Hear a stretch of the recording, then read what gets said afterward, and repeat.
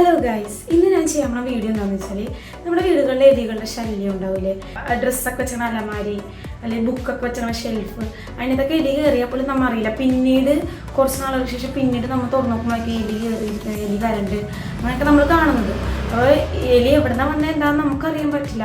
എലി ശല്യം എങ്ങനെ കുറക്കാം അല്ലെങ്കിൽ എലിയെ എങ്ങനെ തുരത്താം, അതാണ് ചെയ്യാൻ പോണ വീഡിയോ. ഞാനിതൊരു യൂട്യൂബിൽ നിന്നോ അല്ലെങ്കിൽ വേറെ ആൾക്കാർ പറഞ്ഞോ അങ്ങനെ ചെയ്തതല്ല കേട്ടോ.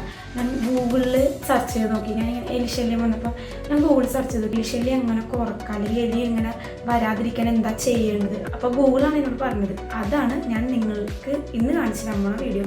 വേറെ നല്ല കീടനാശിനിയാണ്. ആ കീടനാശിനി എങ്ങനെ ഉണ്ടാക്കേണ്ടതെന്നും ഞാൻ പറഞ്ഞുതരാം.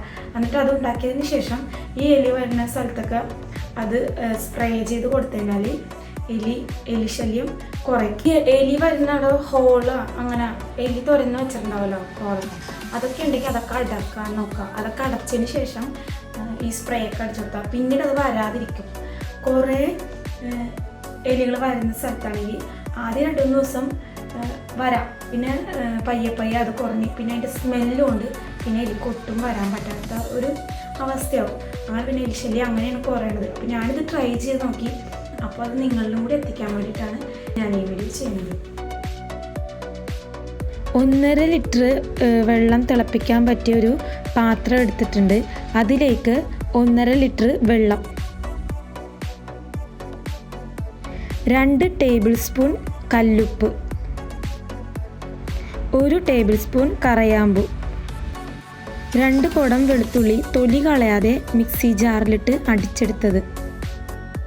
ഇത്രയും ഇട്ടതിന് ശേഷം നല്ല ശരിക്ക് തിളപ്പിക്കുക.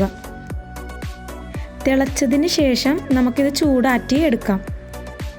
ചൂടാറി കഴിയുമ്പോൾ അതിലേക്ക് 3 ടേബിൾ സ്പൂൺ ഡെറ്റോൾ ഇട്ട് നന്നായിട്ട് മിക്സ് ചെയ്തെടുക്കുക. ഇനി ഒരു അരിപ്പ എടുത്തിട്ട് നമുക്കത് അരിച്ചെടുക്കാവുന്നതാണ്. ഇനി ഇതൊരു കുപ്പിയിലേക്ക് മാറ്റുക.